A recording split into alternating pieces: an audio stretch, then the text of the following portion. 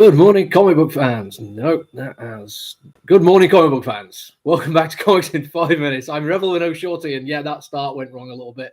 Do apologize. I'm trying something a bit different today.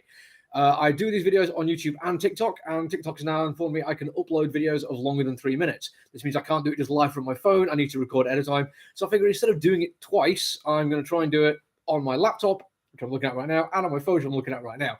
So might be a little bit weird. Now, if you're one of the people who watch my TikTok videos, and there's been a few of you, thank you for that, and you think, wow, 5 minutes, that's a long time. Why on earth would you need 5 entire minutes to talk about a comic book? And you'd rather went back to doing the 3 minutes? Totally fine. Shout out in the comments, and I'll go back to doing 2 separate videos. Don't mind doing it. I figured that maybe this might be a little bit easier. Anyway, that being said, today we're going to review Usher of the Dead. This is from Blood Moon Comics, a company which I don't really know much about. They're fairly new, or at least new to me, but I like the title, and I thought, yeah, I'm going to order it and see how it goes. And before we get too far into it, we need to just kind of address the fact that this is a small press company. They are not putting out stuff with like huge production values, and as such, there's going to be a certain lo-fi quality to the artwork. Now, that kind of stuff is absolutely fine with me. I thoroughly enjoy lo-fi artwork. I like stuff to be a little bit grungy, and I especially like when things look unfeel or organic. Too much oversaturated coloring, the really smooth, shiny computer coloring that a lot of companies use is not my cup of tea at all. But with that comes this idea that it's probably not going to be of the highest quality.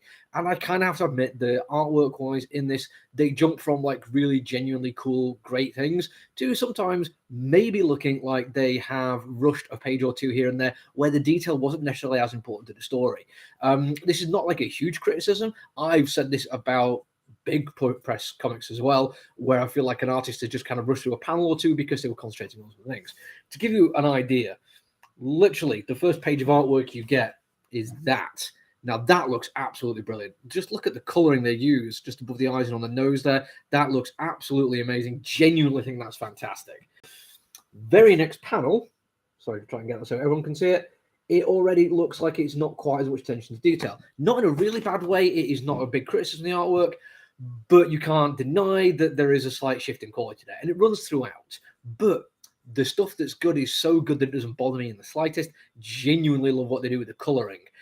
They use cross-hatching. They use like nice, smooth lines, but there's little bits of, let's say, guidelines still left on the page. And once you notice that kind of thing, it can take you out, but not me. I'm the other way around. I love seeing that kind of stuff. I love seeing people showing their work. The story is an odd one. It actually asks some really big, important questions, and it does them really well. But it also kind of has that feel of an over-the-top schlocky horror, which is using religious mythology as just a way of telling the story. Now, frustratingly, it feels like there's a point in the comic book where that jump happens, and I don't necessarily think enough is made of it. Because it's conversations that the two main characters have leading up to the events that actually become supernatural, where they're literally talking about the nature of faith and whether belief is a good thing and whether or not you can just believe because it's better for you. The whole idea of rewards for believing in God, would that be a good enough reason to believe in God and to accept that they are real? Now, don't get me wrong, The Good Place has already covered this quite nicely in terms of motivation for doing good, and I don't really need to go too much on that. But that kind of conversation can only really happen in a world where we don't 100% know that there is supernatural. I've mentioned this before when talking about Marvel Comics. There is literally vampires in Marvel Comics. The supernatural exists. We know it exists. They have conversations with the Avengers. It's all fine. It's kind of weird that it's still a horror kind of thing. But they stay clear of out-and-out acceptance of God, or at least in the Abrahamic gods. There's characters which have like a crossover kind of things where they look similar and act in similar ways, but they're always very careful to make sure that they never actually 100% claim, yes, this is God, this is the devil.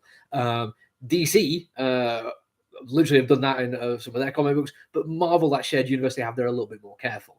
But this comic uses that to ask some really interesting questions. One of the big characters, the Usher of the Dead, is the Angel of Death, and he actually asks some brilliant questions. He makes some fantastic points about why people worry about what happens after they die. Instead of worrying about that, if the skin of your life is already written, why not just live your life, love your life, do everything that you can while you're still alive? Because eventually the Angel of Death is going to come for you and everyone you love. And then later on, he asks the question of like, does this make me the villain of your story, or does this make me an ambivalent, unthinking force, or am I a good person? Am I doing this because it's the right thing to do? And as they ask the question, there's a pause, a panel just given up for a close-up on his face as he tilts his head slightly to one side and stares at you while you think about the answer to that question. That is some confident writing there. That is taking a full beat where you're expecting this fourth wall breaking question to the audience to be considered. It is not just a rhetorical question. He is asking you this and expects you to consider it. For issue one of a small indie press kind of thing, I've got to admit, I absolutely love that they've done that. I am definitely going to be checking out some of the rest of this stuff, and I hope the rest of you do too. The artwork is probably the biggest thing that's going to get in the way of it. But if you can get over that, and if you can just enjoy it for what it is, and it is great for what it is, I think you can have an awful lot of fun with it. But that's it from me today. I'll be back tomorrow. Until then, look after each other, everyone. Stay safe. Bye.